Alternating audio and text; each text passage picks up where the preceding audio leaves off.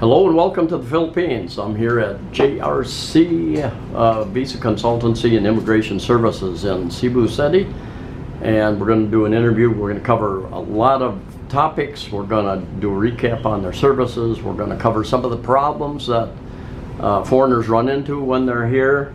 And first of all, I just want to mention that why would you use an agent for any of this stuff? And it's because he knows the language, he knows the system, he knows the people, him and his crew. He's got quite a number of people on his crew in several offices across the Philippines, and he knows the options. When there are problems, he knows what the options are to solve the problems, and I've seen him solve a lot of difficult situations over the last 3 years. Anyway, I'm going to turn it over to JR, and we'll go into a little bit of a recap of your services, and we'll start there anyway. JR, take it away. Then again, hi Rod. How are you? It's very good to see you again, and it's been a while since we actually talked. But I'm so happy to see you fit, healthy, and being here again on this, giving us a chance to be in your channel. So yeah, our services mainly revolve on the visa and immigration services for inward travelers going to the Philippines. That involves if you're a foreign national, if you're a former Filipino wanting to go back here, and if you need some visa assistance, immigration assistance, we are the company that can actually help you for that. And we are also accredited, duly accredited with the Bureau of Immigration. And also, we also put our accreditation on our Philippine Retirement Authority, particularly known as SRRV. That's the visa, and the Philippine Retirement Authority is the office that is the government office that's actually handling the retirement visa, or the SRRV. With that also, we have complementary services, which is our real estate services, in which if a certain foreigner would like to buy or purchase a property here in the Philippines, we can conduct a due diligence. You can also consult us if this would be a good buy for you, or is there something else that we need to take a look into. And also we have for our clients, existing clients, some of those are actually putting up businesses here, so we can do consulting also of you setting up the business. What are the compliances that you need to do to the tax office, to the local government unit, and all other stuff relating to your business establishment or your operations per se.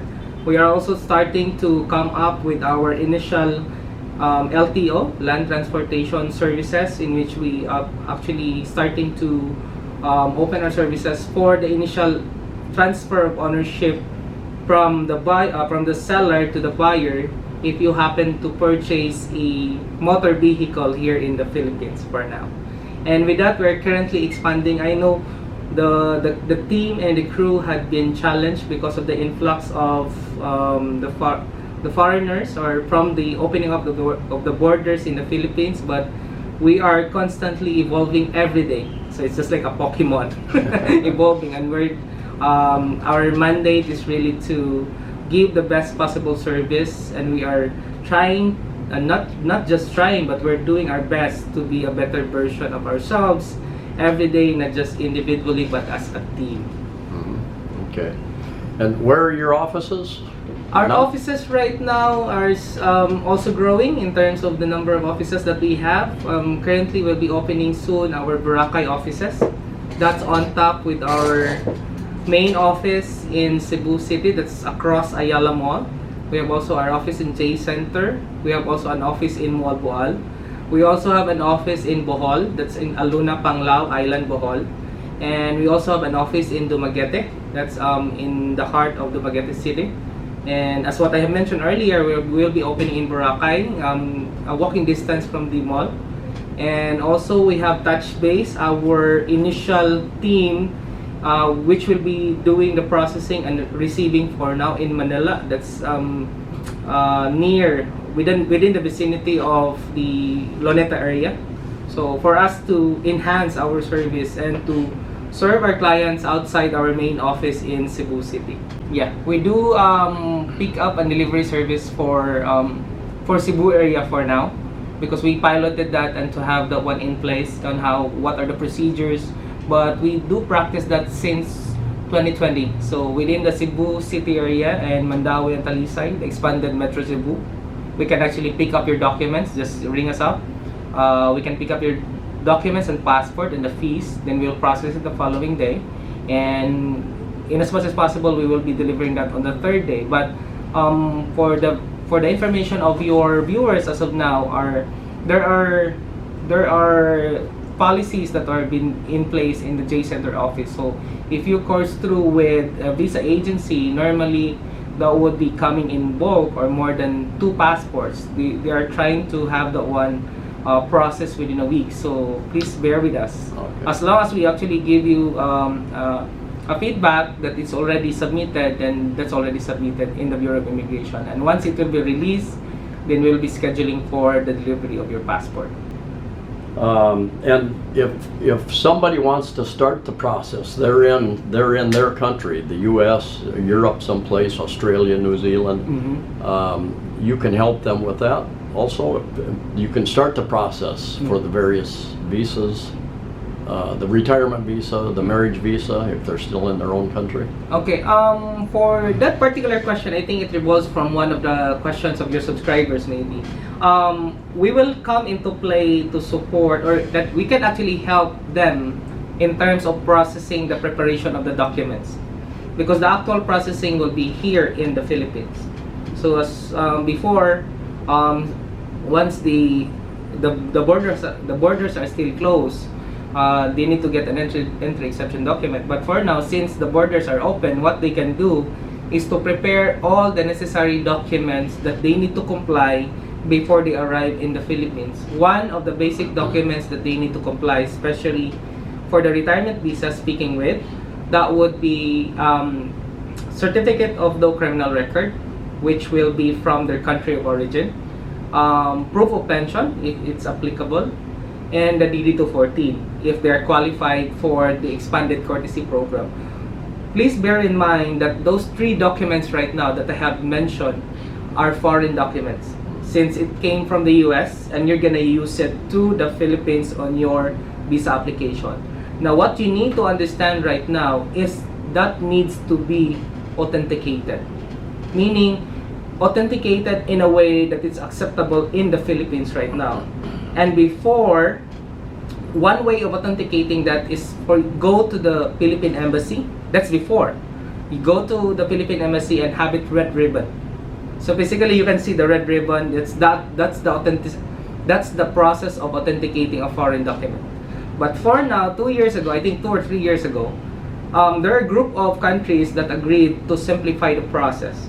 And the process of authentication in lieu with the red ribbon is now what we call apostille, meaning apostillization of a document. It does not have any ribbon, but it's just like a plain, it's a stamp at the back of the document itself, for example, the DD-214, stating that this particular document has been apostilled. And also, any legal entity in the US or outside in your country can do the apostillization process as long as they are qualified to do the apostillization process, and that can be searched through the internet. Now, other requirements that you also need to factor it in, especially we have encountered recent challenges on our visa applications, especially for the retirement visa, are sending or doing the compliance of the inwardly remitted funds for the visa deposit, because there are other banks that will require for a routing number, and a routing number is not basically used or practiced here in the Philippines. If there would be an inward transfer or an international transfer from any country like the US and going to the Philippines, the banks here, or the banking system here, is doing what we call SWIFT code. So recently we have few clients who are actually having a problem with that. Probably that's on the remitting bank side. So it would be best if you are taking a look at for your application for a retirement visa, you can actually do the inward remittance first and do that in your remitting bank. And before you come here, let us make sure that that particular visa deposit requirement is fully complied. Otherwise, you will be having a problem out of that. So those are the basic requirements that they need to do. That's on the side on their country of origin. And also we encountered questions in which I totally understand also. On a few of our applications, they please bear it in mind that once they transfer or doing the inwardly remitted funds, we give them the remittance instruction for the Philippine Retirement Authority. So they send the money to the account of the Philippine Retirement Authority. Now, by practice, the Philippine Retirement Authority will only give the certificate of bank deposit together with the documents of the approved visa thereafter, after you process it or after it will be approved. Now, I totally get some of the inquiries. I can feel that, because if I'm from the Philippines and I'm sending 20 grand to the US, I will be anxious if that money is received or not. So I thought I made it a point with my team to at least make a follow-up or make a confirmation of the receipt of that particular visa deposit from the finance department of the Philippine Retirement Authority. And once we have the reference number, we will actually email that back to our clients, respective clients. Mind you, we are also a growing company. We are experiencing challenges right now in which we take a look at that as a learning experience for us to improve day in, day out. And we are actually doing that from time to time. I think Rod knows that, and he knows me for almost 3 years already, and he knows when he met me, he knows where we came from. All right. Yeah, you've got a lot more energy than I do. I think I've got a lot of energy, but yeah, you're as you talk about and you've expanded. You've done what you told me you were going to do.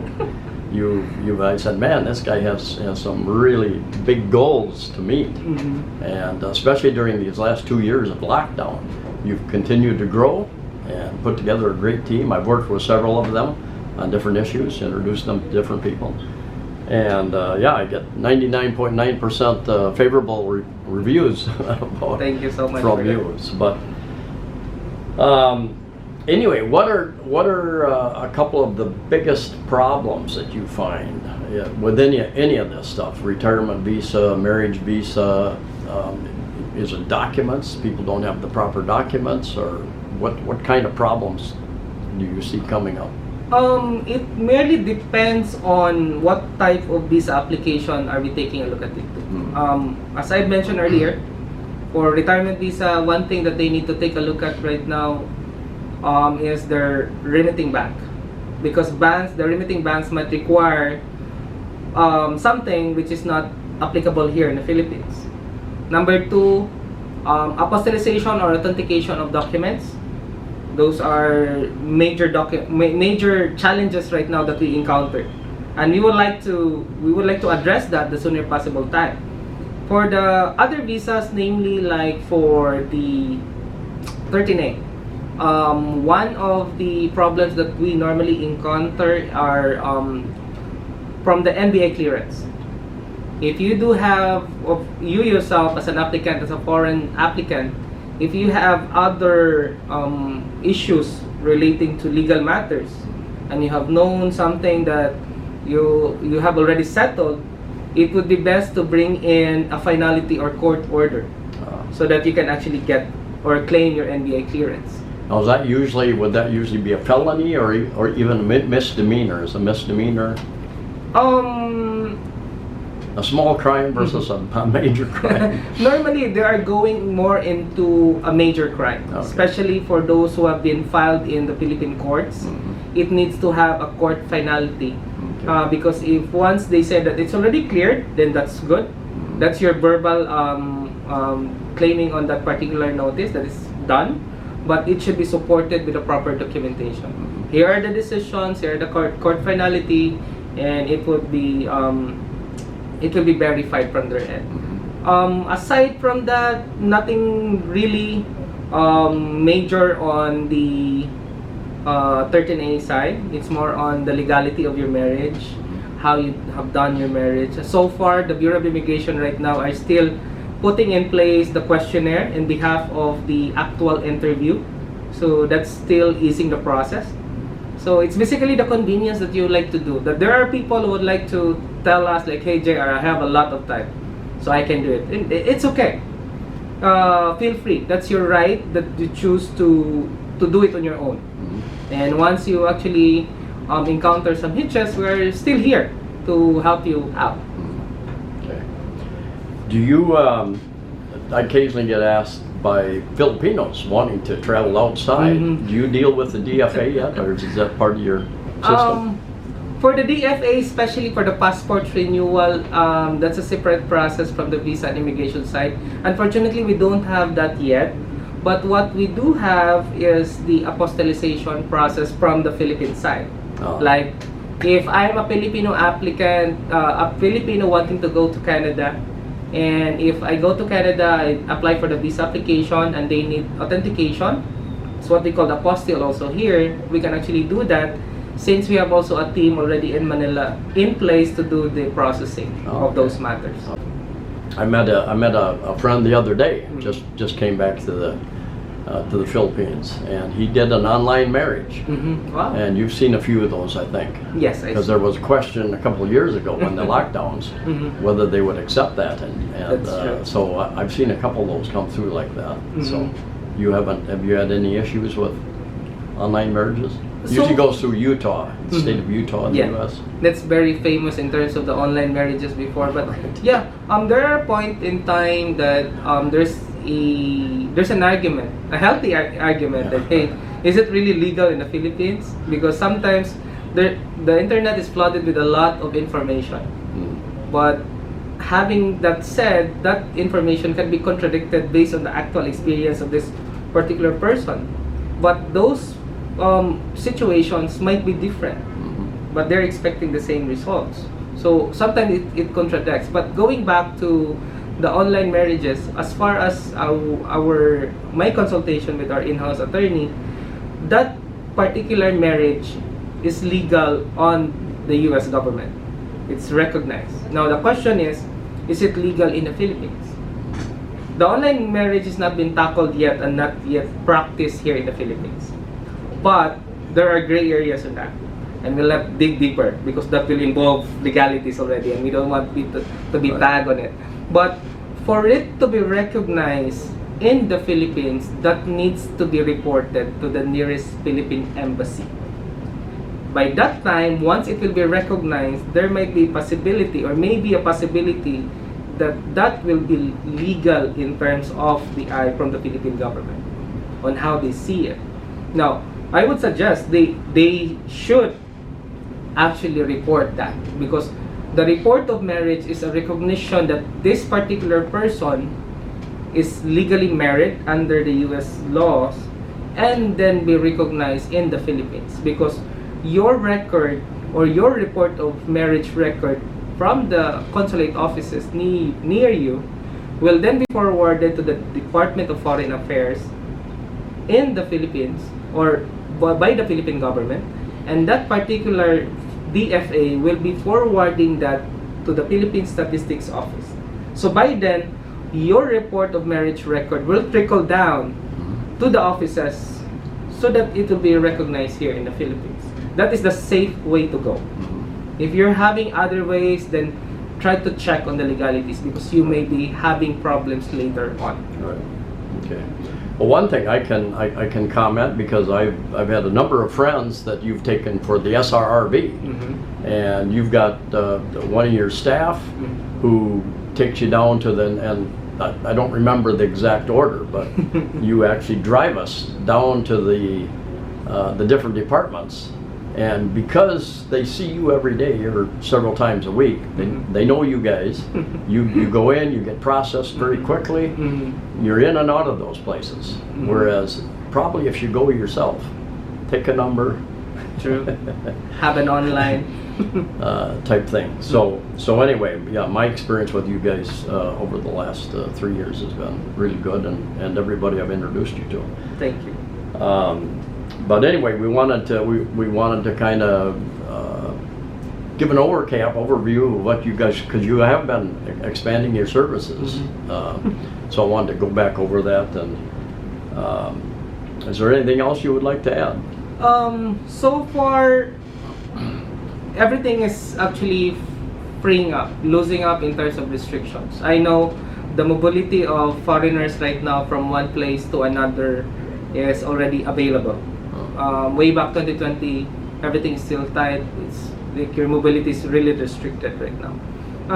I just wanted you to, our goal really is to help our clients that are having problems right now in terms of visa and immigration concerns and other complementary services that we have right now. What I can suggest to you is take a look at, I would like you to fully understand what is the context of you applying. If you're willing to do that, then go, no problem. At the end of the day, there are steps to follow. And set your expectations. That might not be done in one day. Expect that you'll be coming forth maybe more than 2 or 3 for you to fully comply and submit your paperwork. So those are the things. So what we do for you or for our clients are actually, we're giving the value of convenience. Like for example, Rod has mentioned going to medical. For the retirement visa application, one of the major application requirement would be medical clearance. The medical per se, if you go to a normal way or normal way of doing things, that would be like you go to the doctor, you ask for an appointment, and after you ask an appointment, the doctor will prescribe you the list of laboratory exams. Then you go to the laboratory and then have your blood, x-ray, and urine done. And after they have, you need to go back to pick up your results. And once you have your results, you need to set an appointment again with the doctor. So those, we trim that down to be more convenient for you. In as much as we want to do all the things possible for you, but we're trying to squeeze in, like if we can do it in one day, then we'll do that in one day. That has always been the mandate of my team. Because we're here to give value in terms of convenience. That's it. Plain and simple. That's the reason why we're trying also to adopt, and we're trying also to understand day in, day out, because we have new bloods coming in. And as what Rod mentioned, that the team is growing. And we will be growing more. So we will be having that in place for us to serve you better. Like our branches is a testament that we are a legit company, and we're doing things in order right now. Okay. All right. Very good. Well, thank you, JR. It's good to see you. Thank you, Rod. And I'm happy to see you also, and also to your subscribers. Things are loosening up, and probably one of these days, I will be looking forward to have a trip with you going back to the US. All right. Well, I hopefully do that sometime later this year. All right. Yeah, sure. All right. Very good.